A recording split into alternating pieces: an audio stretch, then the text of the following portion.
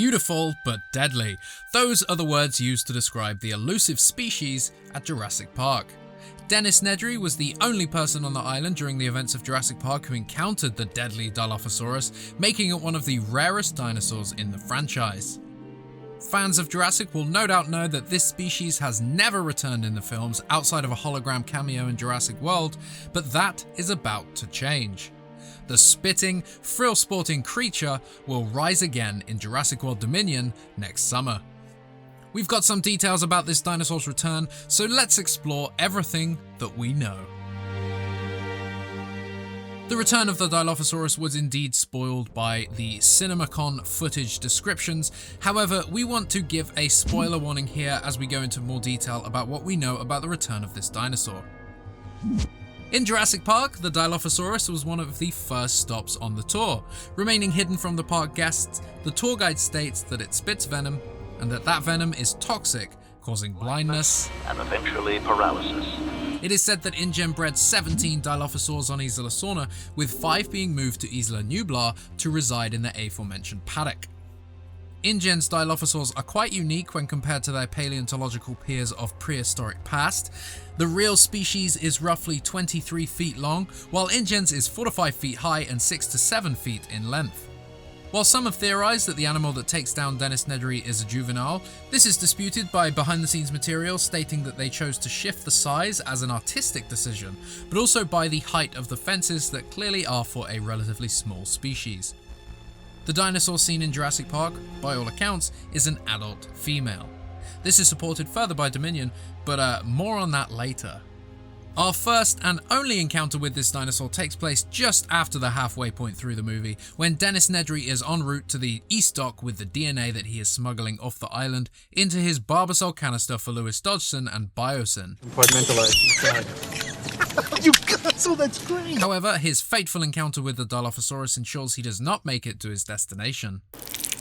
The Dilophosaurus to this day remains the only dinosaur that is entirely practical effects, with no computer-generated imagery used in the film. The only other appearance in a movie has been a hologram in Jurassic World, which of course is visual effects, but yeah, we're not counting that. Right. Kick ass.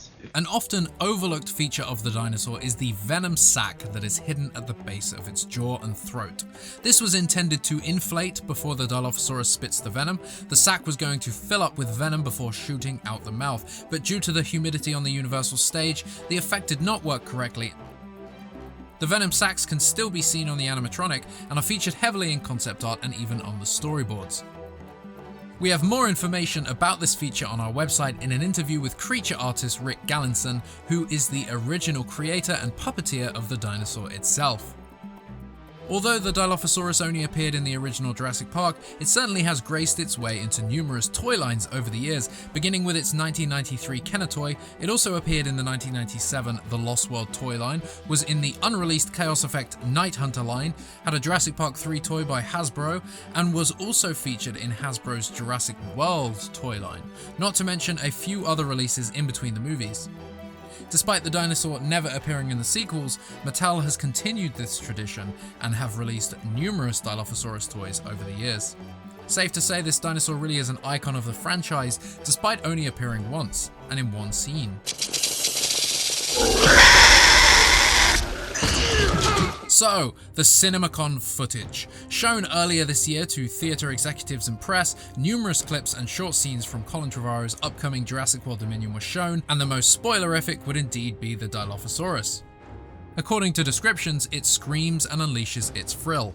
We do not have or know further context for the scene in question, however it was included in a compilation of shots, so we're hoping the Dilophosaurus species gets a well-deserved return and isn't just seen for a short period of time.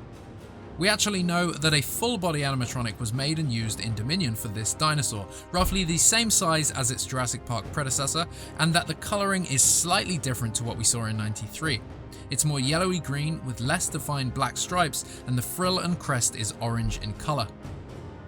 We will be very curious to see if this Dilophosaur will feature the venom sacs that were part of the design of the original Jurassic Park Dilophosaurus. As we mentioned earlier, they were present on the animatronic model, but they did not inflate as originally intended. Oh great, I'm becoming trapped in the phone. So knowing that this elusive species is finally making its return on screen, and with some of what we know about Dominion's story, it's time to speculate about where Dominion's Dilophosaurus has come from. If you've been following the Dominion news, then you'll no doubt know that the company Biosyn, who Dennis Nedry attempted to smuggle for, are finally making their on-screen debut, along with the return of the character Lewis Dodgson, who is now the CEO. This has led to speculation with many that the new Dominion dinosaur species are created by Biosyn themselves, and perhaps this could include the return of the Dilophosaurus. There are many ways in which Biosyn could have been successful in cloning dinosaurs, the main one being a continuation of what they had attempted to achieve in 1993 with Dennis Nedry. After Jurassic Park's fall, both islands were left in a state for easy, unauthorized access. As we hear in 2001, when the plane is approaching Isla Sorna, the island is restricted. However, there appears to be no form of physical security actually monitoring the island. This means that at any point from 1993 onwards until Jurassic World began cleanup and construction, Biosyn smugglers could have easily made their way to the island, entered Jurassic Park's lab, and taken some of the embryos and proprietary technology. They also could have found one of the Dilophosaurs and captured it, eventually housing it at their own facility. Had Biosyn engineered their own Dilophosaurus from scratch, we imagine it would end up looking quite a bit different from InGen's version.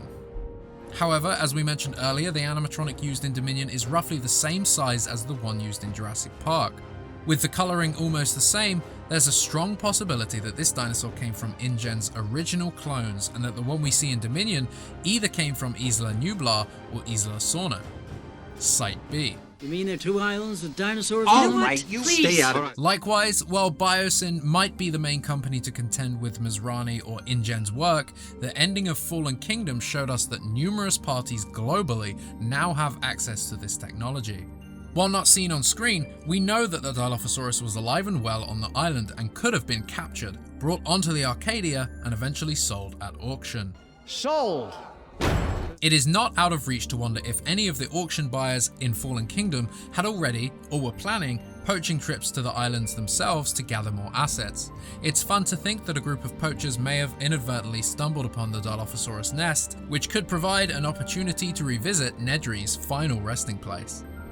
Other than knowing Dominion has a full-bodied animatronic, we know nothing of the scene or scenes in which the dinosaur will appear. So of course, naturally, we will speculate. Who will see this dinosaur? Given the Dilophosaurus' ties to the original Jurassic Park, we do expect that the interaction with this creature will tie somehow to Dodgson, Dr. Wu, or the original trio Grant, Ellie, and Malcolm. On the note of Malcolm, he was featured on an iconic collector's card that showed him getting taken down from behind by the Dilophosaurus. Could we have a callback to this card? There are a handful of other cards that show the species in a myriad of sequences that weren't in the original movie, and these all could have provided inspiration for the upcoming scene in Dominion. Another worthy piece that could have inspired the Dominion script is the original Jurassic Park novel, where the Dilophosaurs are featured slightly more than in the movie. The chapter in the book where Nedry is attacked and killed by the dinosaur is a lot more graphic than what we see on screen. However, there is another chapter where Dr. Grant is heading down the river and passes two Dilophosaurs in the middle of a mating ritual. This scene was even considered for the original film and can be seen in a piece of concept art. However, it was cut from the production early on.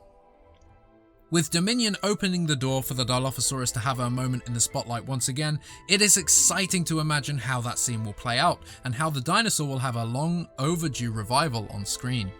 With the original film having only used animatronics for this dinosaur, will Dominion follow this trend?